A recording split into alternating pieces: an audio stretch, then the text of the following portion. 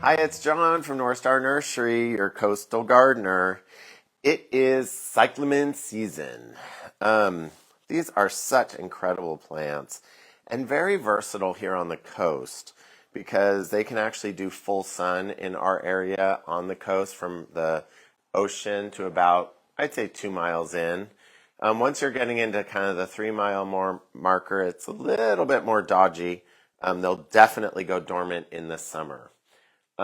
So cyclamen season is traditionally starting right around the beginning of October and kind of goes through until we start to warm up.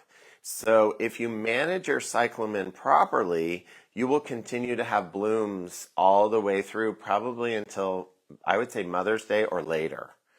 And so with that said, I wanted to show you the how to tell what flowers are spent if you're not kind of checking on it on a regular basis.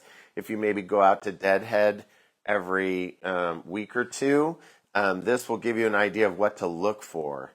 The flowers traditionally come up, here's some, on these stems, and they're pointing down, and they usually have their petals all connected, still on the stem itself.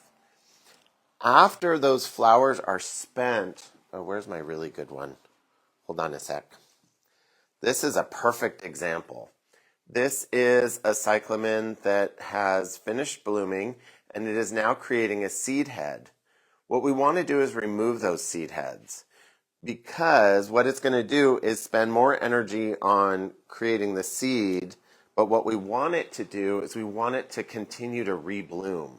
So we want to remove those spent flowers and or seed heads as soon as we see them. What you should try to do is get down as far down with a nice pair of snips into the plant to remove the stem as much as possible. This way that energy process just keeps kind of going. Cyclamen in general are, again, sun-loving. In the inland valleys, you could do them in morning sun, afternoon shade. And again, their bloom period is probably going to be the same inland as it is here, pretty much from October all the way through until we really start to warm up. When we start to warm up, what you'll see is the leaves start to kind of melt away. It doesn't bloom as much. And usually once that happens, I just clean them up as much as I can. I leave the good-looking leaves, and eventually they might melt down completely. We have a cyclamen that volunteered itself from one of those seed heads that's in the gravel in the nursery. So if you want to see it when you come in to talk to me about this stuff, I'll show you. It's pretty cute. It's a little red one.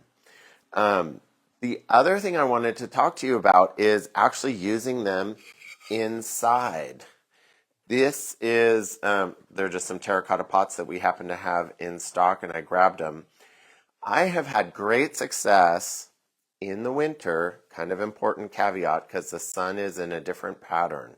I've had great luck with them on a western exposure window, or you could probably even do them on a south exposure window in the winter. So starting about late March, early April, they probably would want to come away from that south window especially. But if you keep them deadheaded, you keep getting rid of these old flowers, you'll just keep getting new and new and new. Also, when we go to plant them, of course, we want to use Sure Start because we love Sure Start. And if for some reason you have a cyclamen at home that isn't performing the way it should, I would give it a little kick with the Maxi. This stuff is really great. When I have them on my windowsill, I usually water them once a week with Maxi at a quarter strength because I do it every week. I just like to fertilize on a kind of more even keel. It's just something I like to do.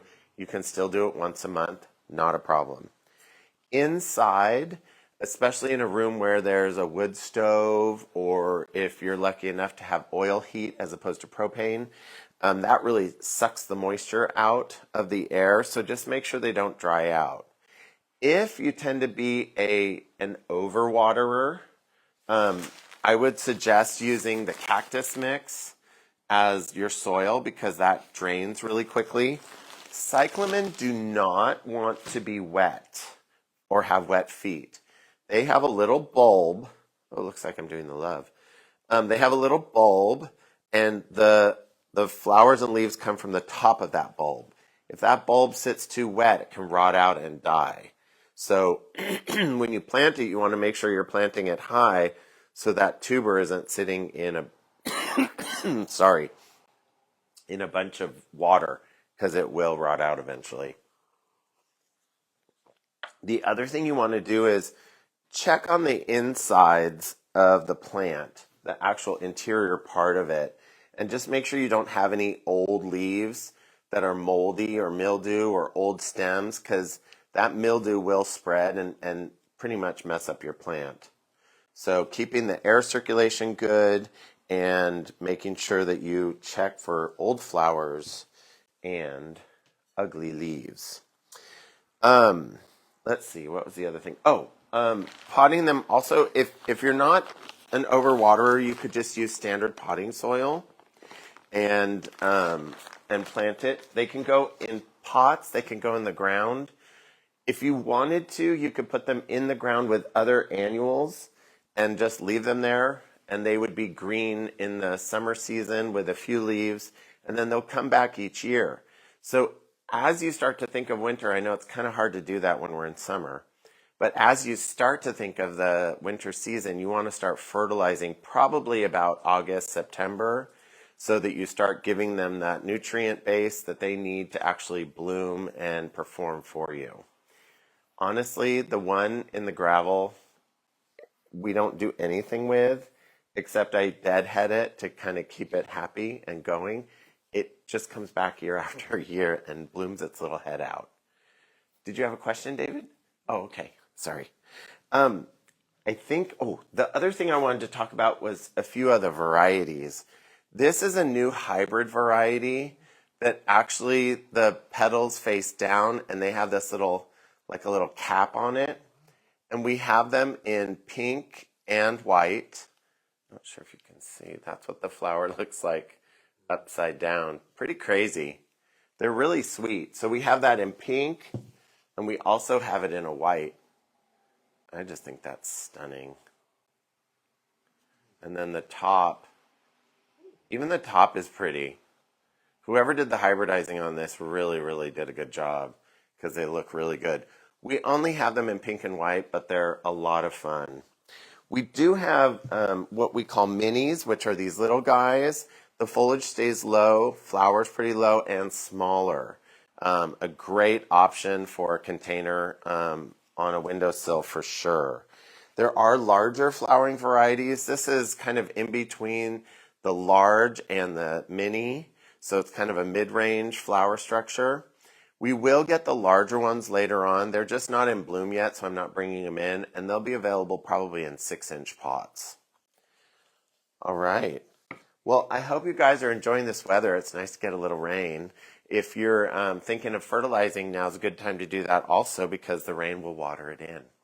I hope you guys are having a great day. Hopefully you're sitting there with a hot cup of coffee or cocoa or something and just enjoying the rain. We'll see you at the nursery.